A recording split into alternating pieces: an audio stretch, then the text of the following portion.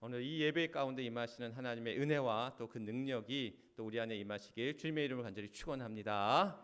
3월 넷째 주 주의 전에 오신 여러분들 주님의 이름으로 환영하고 또 축복합니다. 우리 앞뒤 옆에 계신 분들과 함께 인사 나누실 때 사랑합니다, 감사합니다, 축복합니다. 이렇게 서로 인사 나누도록 하겠습니다. 우리 앞에 옆에 분들 인사 나누시겠습니다. 사랑합니다, 또 감사합니다, 또 축복합니다. 오늘은 종료주일이면서 또 고난주일이기도 합니다. 고난주간이 시작되어지는 고난주일이기도 합니다. 주님이 십자가 사건을 향해 예루살렘에 입성하실 때에 예수님께서 어린 나귀를 타고 이제 예루살렘으로 이제 들어가십니다. 그때 예수님을 맞이하기 위하여 많은 사람들이 그의 옷을 깔고 또 그들이 종려 가지 나무를 흔들면서 호산나 다윗의 주여라고 외치며 그를 환호하고 맞이합니다. 그랬던 이스라엘 백성들이 불과 며칠 뒤에 그런 예수님을 향해서 십자가에 못 박으라라는 그러한 외침으로 그렇게 바뀌어지게 됩니다. 그러니까 예수님은 어떻게 보면 배반하고 시편 118편 말씀처럼 건축자의 버린 돌처럼 이스라엘 백성들에게 버림받은 주님이 십자가에 이제 달려 죽으시게 되는 것이지요. 십자가에 달리신 주님, 오늘 말씀 제목이 누가 예수님을 죽였는가, 누가 예수님을 십자가에 못 박게 했는가라는 것이 오늘 말씀의 제목이면서 또한 우리가 함께 찾아가고자 하는 누가 예수님을 십자가에 못 박게 했는가라는 그러한 물음 앞에 답을 찾아가고자 합니다. 사실 오늘 이 말씀 제목은 제가 이제 제목을 정하는데 참 많은 고민들을 하게 되는데, 누가 예수님을 죽였는가라는 이 제목은 누가 왕을 죽였는가라는 책이 있어요. 역사책입니다. 이덕일 교수가 쓴 누가 왕을 죽였는가라는 그런 책 제목에서 사실 따온 거예요. 조선 시대에 많은 왕들이 있는데 그 왕들 가운데는 뭐 정상적으로 이제 그냥 이렇게 죽은 뭐 병으로 죽든 뭐 이제 어쨌든 그런 이 자연산 분들도 있지만, 그 가운데는 이제 조선 시대 많은 왕들 가운데는 독살설이 의심되는 왕들이 있다라는 거예요. 물론 정사에는 그런 독살로 죽었다라는 표현은 나오지 않지만 야사에 의한 그런 여러 기록들에 의하면 분명히 당시에는 이제 당파 싸움이라는 게 굉장히 심했으니까 그런 것들로 인하여서 많은 조선시대 왕들이 독살설이 의심된다. 뭐 이제 인종이라든지 효종이라든지 정조라든지 또는 소현세자라든지 또 고종이라든지 조선시대 많은 왕들이 독살설이 의심되는 그런 왕들의 이야기가 이제 누가 왕을 죽였는가라는 그 책에 제가 재밌게 예전에 이제 역사책들을 참 한때 빠져서 조선시대 역사, 고려시대 역사를 그렇게 팠던 기억들이 있는데, 그때 이제 재밌게 읽었던 책 중에 하나가 누가 왕을 죽였는가. 오늘 누가 예수님을 죽였는가, 누가 예수님을 십자가에 못 박게 했는가. 법률적인 관점, 이제 이 말씀을 하기 전에 이 예수님의 어떤 십자가 사건에 있어서 예전에 국민일보에서 그 십자가 사건을 성경에 나와 있는 그런 기록에 의한 그 내용이 아니라 고고학적으로 역사적으로 남아있던 그런 고고학적인 방법 또 의학적인 방법으로 예수님의 십자가 사건을 재구성한 그러한 기사가 있었어요. 그러니까 그 기사에 보면 그런 이야기를 합니다. 우리 십자가라고 하는 것은 옛날 그 고대 당시에 예수님 당시에는 가장 잔인했던 그러한 사형 방법이었다라는 거예요. 십자가에 죽이는 것이 사형 방법이 여러 사형 방법 중에 가장 잔인한 잔혹한 사형 방식이었다라는 거예요. 12에서 17cm 한 요 정도 되는 대못을, 우리는 흔히 이제 손바닥에 이제 예수님의 십자가에 이제 그 못을 박았다고 생각하는데 손바닥이 아닙니다. 예수님의 그 이 못을 박을 때 손목에다가 이제 못을 박은 거예요.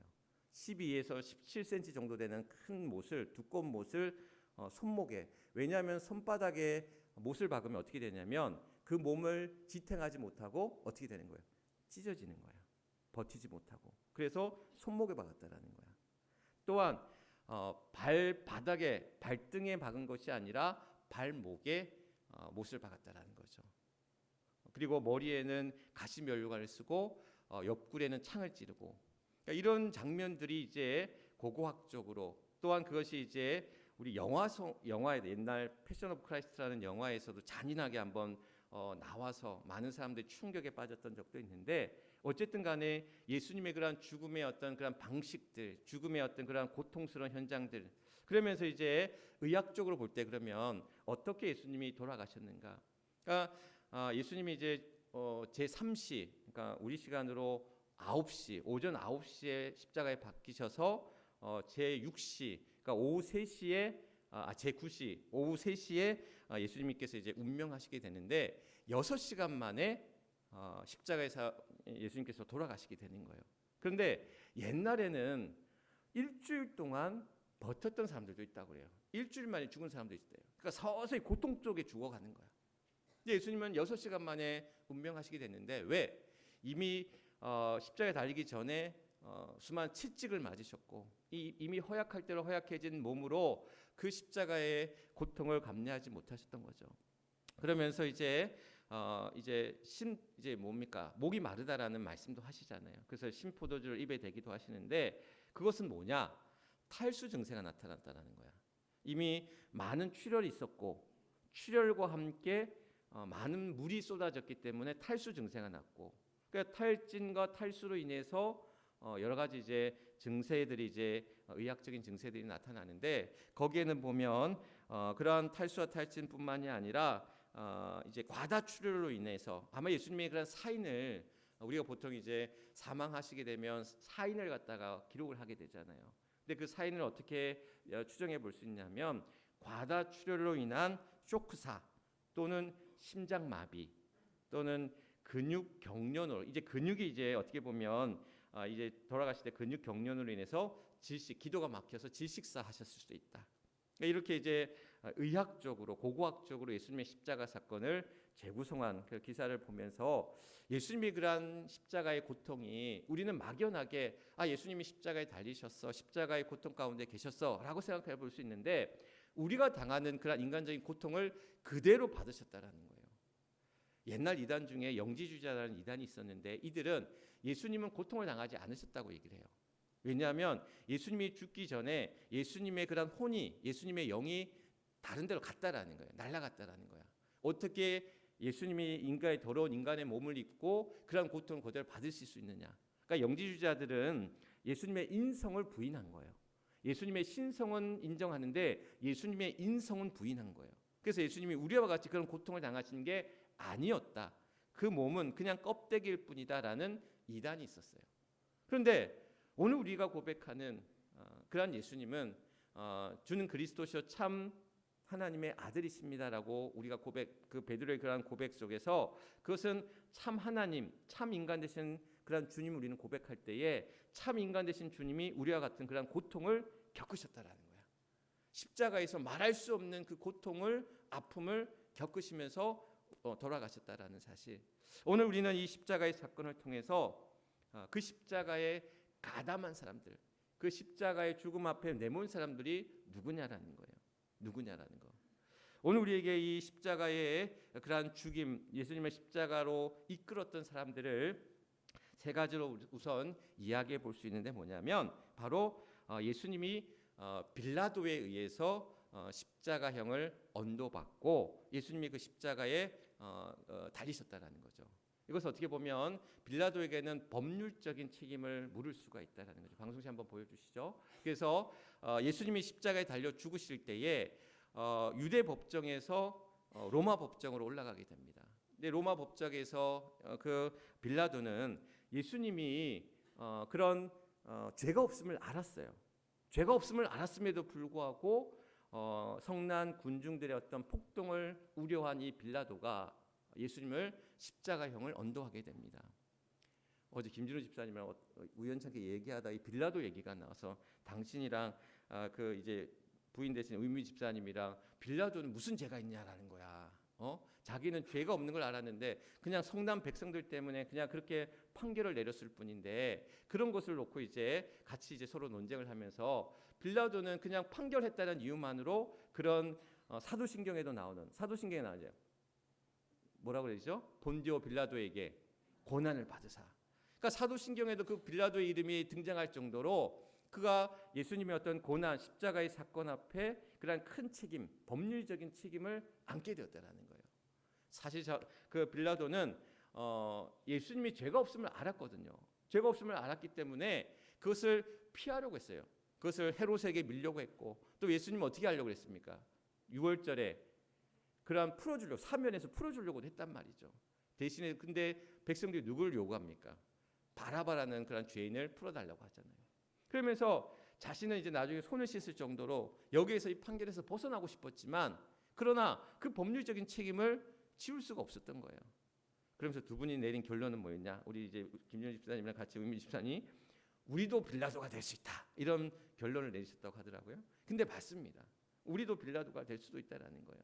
우리의 작은 행동 하나가, 작은 그러한 결정 하나가, 선택 하나가 그러한 어떤 놀라운 또는 어떤 그런 악명 높은 어떤 결과들을 이름으로 남겨질 수 있다라는 사실 앞에는 우리가 굉장히 이제 그러한 판단과 선택이 중요하다는 것을 또한 보여주고 있는데, 어쨌든 간에 빌라도는 그의 법률적인 책임에서 벗어날 수가 없었다라는 거야. 그가 판결을 내렸기 때문에, 십자가형을 언도했기 때문에. 그러면 로마의 법정으로 데리고 간 사람이 누구였었어요? 유대 제사장들이었다라는 거예요. 그러니까 유대 제사장들이 예수님을 자신들이 유대의 법정에서 이제 하나님을 모독하고 신성을 모독하고 성전을 모독했기 때문에 저를 이제 벌해야 되는데, 유대 법으로가 아닌 로마의 법으로 벌하기 위해서 빌라도에게 보내는 자들이 누구냐면 유대 제사장들이었다라는 거야. 그 제사장들은 왜 그러면 예수님의 십자가에 못 박게 했느냐? 여러 눈에 가시과도 같은 이도 있었지만 결정적인 사건이 있었습니다. 뭐냐면 예수님이 예루살렘에 들어가서 이제 어떤 일이 벌어지냐면 성전 정화 사건이라는 거 아시죠? 성전에서 이제 제사를 드리는 사람들이 많이 올라올 때에 성전세라는 것을 이렇게 돈을 환전하는 그러한 이들도, 환전상들도 있었고, 재물을 가지고 오지 못하는 사람들에게 재물을 파는 사람들이 있었는데, 뭐 비둘기라든지 염소라든지 이런 재물을 파는 사람도 있었는데 폭리를 취하는 거야. 그래서 예수님께서 보시고는 그들의 어떤 상과 의자를 다 뒤엎으시면서, 너희가 기도하는 이 성전에, 이 기도하는 성전을 뭐로 만들었다? 강도의 소굴로 만들었다라고 하시면서 그들을 뒤엎으신 거예요. 그러면서 이제 독사의 자식들아, 회치자 무덤과도 같은 자식들아라면서 그들 향해서 이제 말씀하시는 주님이 유대 제사장들에게는 뭐였냐? 눈에 가시였던 거야. 자신들의 권위를 무시하고 자신의 기득권을 빼앗는 그런 해가 되는 자로 예수님을 여긴 거죠. 그래서 그 사건 이후로 예수님을 죽이기로 뭐했다? 모의했다라고 이야기합니다. 그래서 죽이기로 모의하고는 이제 사람들을 이제 선동하고 충동해서 예수님을 이제 십자가에 못 박게끔 했다라는 거죠. 자, 이렇게 유대 제사장들이 예수님을 이제 빌라도에게 로마의 법정으로 데려가는데, 그때에 그러면 유대 제사장들에게 예수님을 그들에게 어떻게 보면은 예수님을 갖다가 팔았던 사람이 누구냐? 우리가 잘 아는 누구다? 가룟 유다라는 거예요. 가룟 유다가 얼마에? 은 30에 예수님을 팔았다라는 거죠. 사실 은 30이 어느 정도의 가치냐? 여기에서 이제 은 30은 30일치 1당이라고 이해하시면 돼요. 그러니까 보통 한 데나리온이 하루 노동자의 임금이었는데 은하 30이 30일치 임금에 해당되는 금액이었다라는 거예요. 그러면 사실 뭐 지금 시세로 어떻게 또 우리가 계산해 본다고 한다면, 사람을 파는데 예수님을 갖다가 팔아 넘기는데 은 30에 한 달치 월급으로 팔아 넘겼다라는 거야. 그러니까 이것은 왜냐? 구약 시대에 보면 노예가 죽었을 때 배상금으로 내는 게 은 30이었다고 그래요. 그러니까 은 30에 노예값으로 내던 게 은 30이었는데, 예수님을 그런 노예값으로 은 30에 예수님을 이제 유대 제사장들이 가룟 유다에게 주고는 예수님을 어떻게 보면 받아 넘긴 거죠. 그렇게 해서 이제 예수님을 팔아 넘겼는데, 왜 그러면 이제 이 가룟 유다는 예수님의 제자였잖아요. 12제자 중에 한 명이었던 이 가룟 유다가 왜 예수님을 이제 유대 제사장들에게 팔았느냐? 왜 팔았느냐? 몇 가지 이제 성경에서 이야기하고 있는 것은 뭐냐면, 성경에서 뭐라고 얘기합니까? 가룟 유다의 마음에 뭐가 들어갔다? 사단이 들어갔다. 그러니까 사단이 가룟 유다의 마음에 들어가서 예수님을 팔려고 하는 마음을 심었다라고 이야기합니다. 그런데 또한 이제 많은 학자들이 연구한 바에 의하면 이 가룟 유다는 정치적인 목적으로 예수님을 팔아넘겼다라는 그 이유도 되고 있습니다. 왜냐하면 이 가룟 유다가 열심당원이었는데 예수님은 어떻게 보면은 평화적인 방법으로 평화의 왕으로 이 땅에 오셨는데 저들은 예수님을 통해서 그 로마를 몰아내고 유대의 어떤 그러한 정부를 다시금 독립하고자 하는 어떤 그러한 의지들이 강했던 사람들. 그래서 폭력적인 어떤 강압적인 방법에 의해서 저들이 어떤 폭동과 선동을 통해서 그러한 일들을 예수님이 어떤 선봉에 서서 나아가기를 원했는데 예수님은 평화의 왕으로 오셨기 때문에 그렇지 않으셨다라는 거예요. 그래서 어떤 정치적인 목적으로 예수님을 그들의 이익과 부합하지 않았기 때문에 예수님을 십자가에 예수님을 이제 유대 제사장들에게 팔았다라는 것. 이렇게 예수님의 어떤 십자가형을 향해 나아갈 때의 직접적인 가담자들이 그러한 빌라도였고 십자가형을 언도했던 빌라도였고 또한 빌라도에게 예수님을 넘겼던 유대 제사장들이었고 유대 제사장들에게 은 30에 팔았던 가룟 유다였고 이러한 이들이 예수님을 십자가에 못 박게 했다라는 사실입니다. 그런데 만약 이것으로만 만약에 그친다고 한다면 만약 이 사실만으로 예수님이 이제 우리에게 주신다고 한다면 예수님은 그냥 순교를 당하신 거야. 그렇잖아요. 예수님은 순교를 당하신 거야. 그런데 성경은 우리에게 이러한 가담자들만 있었다고 이야기하지 않습니다. 뭐라고 얘기하고 있냐면 우리 때문에 우리의 못 때문에 우리의 죄악 때문에 예수님의 십자가에 달리셨다라고 이야기합니다.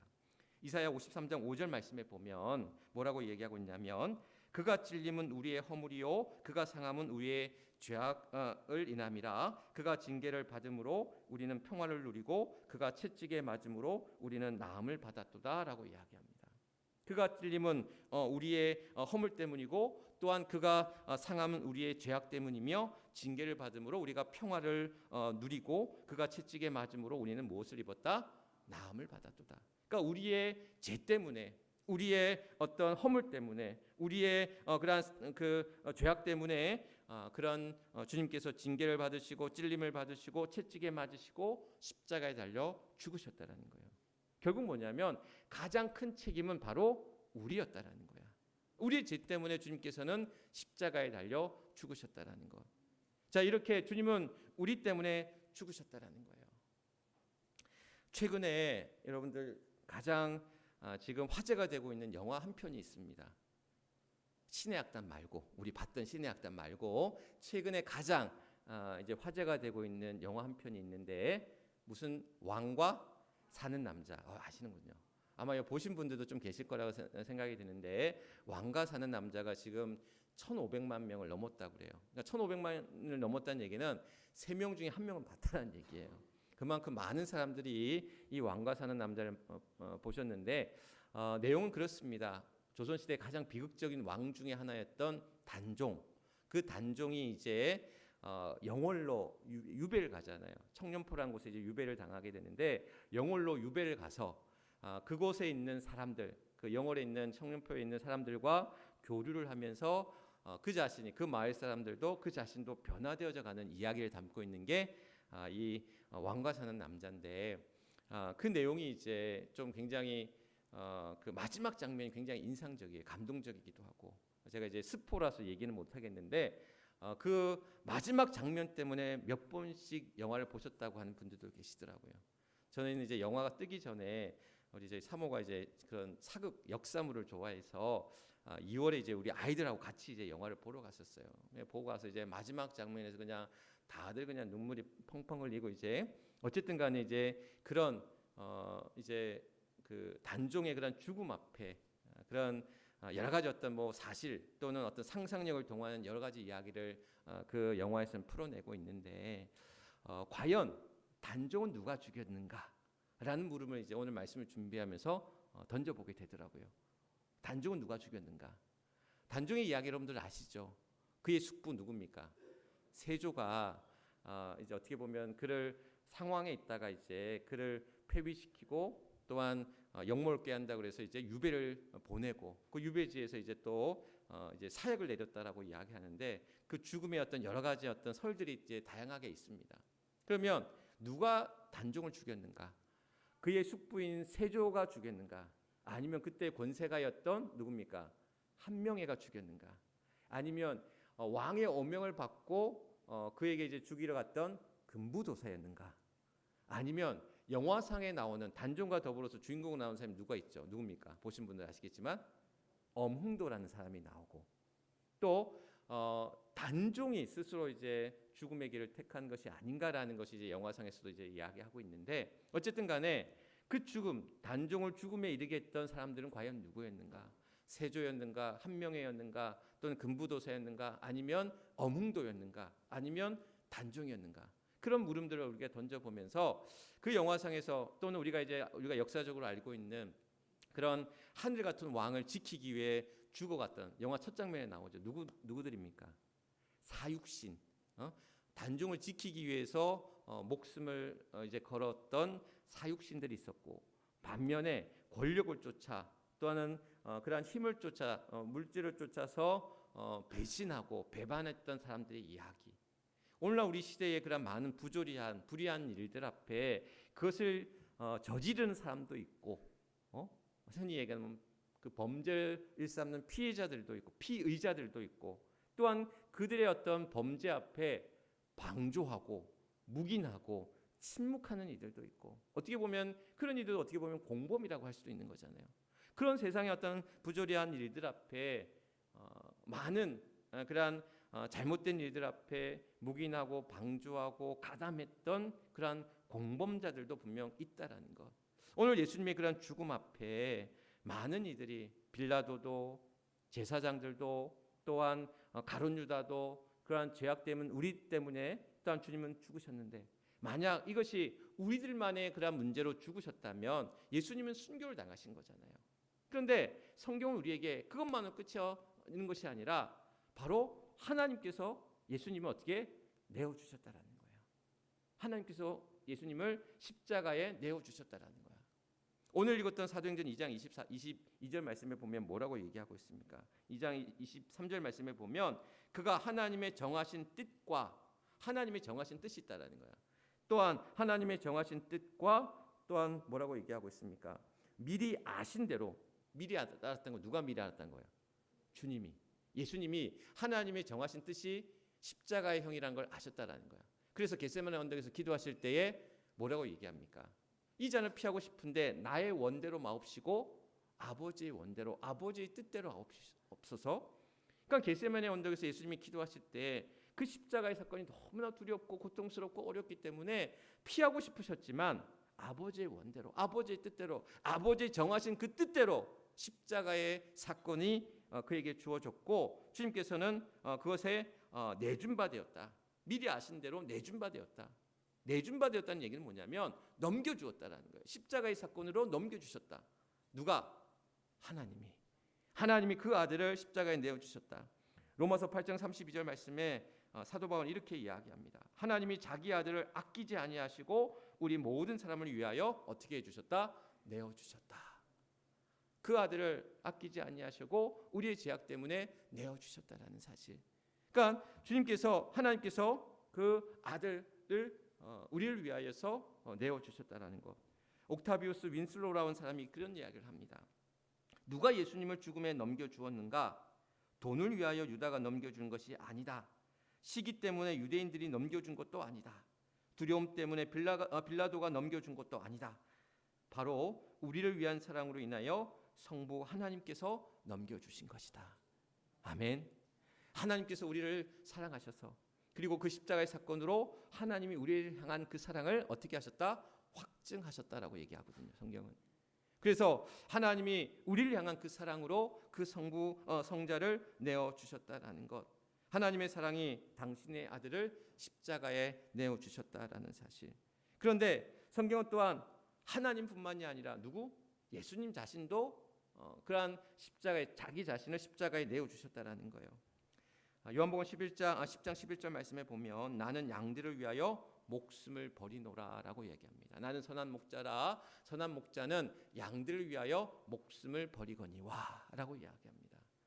선한 목자 되신 주님이 양들을 위하여 우리들을 위하여 그 몸을 내어주셨고 또한 그 몸을 그 십자가에 주셨다라는 사실. 이사야 53장 12절 말씀에 그가 자기 영혼을 버려 사망에 이르게 하며라고 이제 이야기합니다. 자기 몸을 버려, 자기 몸을 내어 준 바 되어 철저히 하나님의 그러한 원대로, 하나님의 뜻대로 그 자신을 내어 주셨다라는 사실. 오늘 우리에게 누가 예수님을 죽였는가 고난 주간 또한 맞이하면서, 또 우리가 종료주일 고난주일을 맞이하면서 우리에게 이 십자가의 사건이 먼 2000년 전의 사건으로 그저 옛 이야기로 우리가 소환되는 그런 이야기가 아니라, 지금도 주님의 그런 십자가의 사건은 우리에게 살아있고, 우리의 죄악 때문에 또한 그 자신을 그 사랑으로 내어주신 하나님의 은혜와 사랑으로 말미암아 주님은 십자가에 달리셨고, 또한 그 사랑으로 말미암아 우리는 새 생명을 얻었고, 의의 길로 죽음에서 생명으로, 또한 불의에서 의로움 가운데 나아가게 되었다라는 사실 꼭 기억하시면서, 우리가 이 고난 주간을 또한 맞이하면서 또한 이 고백이 우리 안에 있어야 될진데, 내가 그분을 죽였습니다. 우리의 죄악 때문에 주님을 이제 죽음 가운데 몰았습니다. 그러나 하나님께서 그 놀라운 일들로 우리를 주님을 또한 십자가에 내어 놓으실 때에 다시금 주님을 살리셨습니다. 부활케 하셨습니다. 라는 이 놀라운 사실들을 우리가 이 고난 주간 또 부활절을 준비하며 나아가는 우리 모두에게 우리의 고백으로 또한 다가와야 될 줄 믿습니다.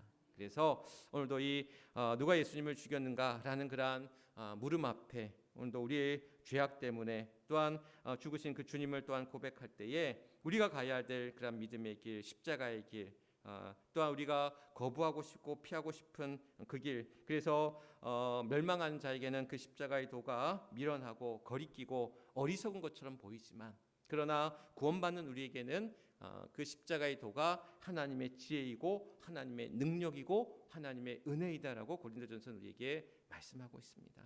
바라기는 우리 모두가 이 고난 주간 또한 주님의 죽으심 앞에 또 나의 고백 위에 또 그 십자가의 길을 향해 나아갈 수 있는 그런 저와 여러분 또 우리 모두가 될 수 있기를 주님의 이름으로 간절히 축원합니다.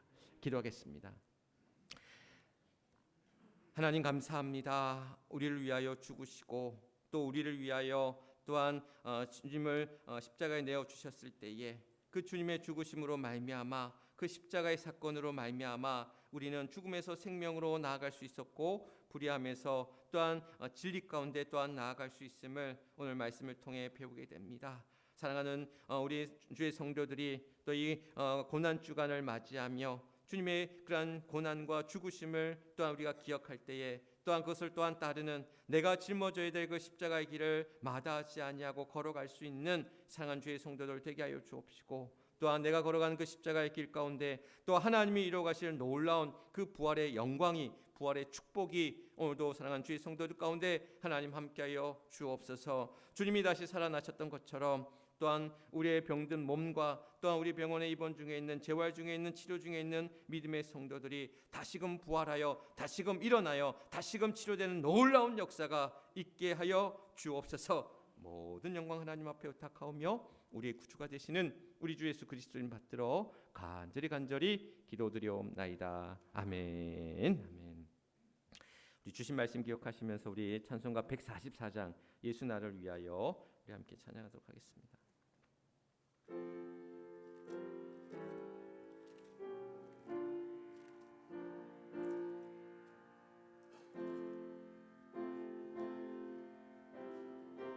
예수 나를 위하여, 예수 나를 위하여 십자가를 질 때 세상 죄를 지시고 고초 당하셨네. 예수님 예수님 나의 죄 위하여 보배 피를 흘리니 죄인 받으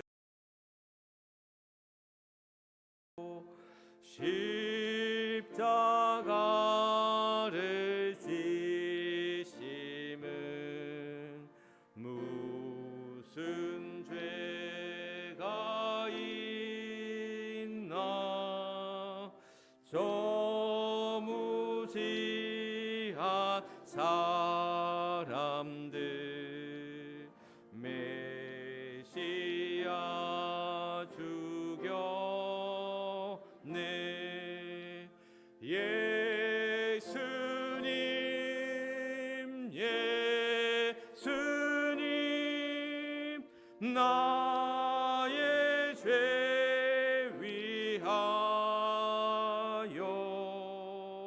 법의 피를 흘리니 죄인 받으소서. 비와 같이 붉은 죄 없는 이가 없네. 십자가의 공로로 눈과 같이 되네.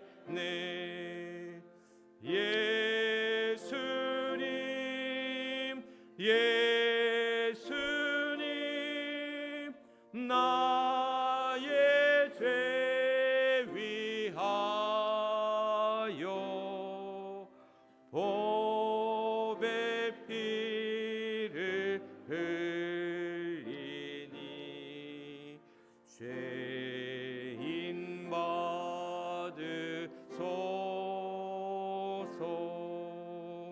아름답다 예수여 나의 좋은 친구. 예수 공로 아니면 영원형 벌 받네. 예수님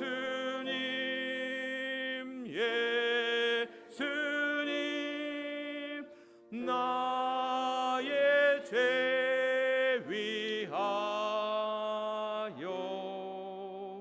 법의 피를 흘리니 죄인 받으소서.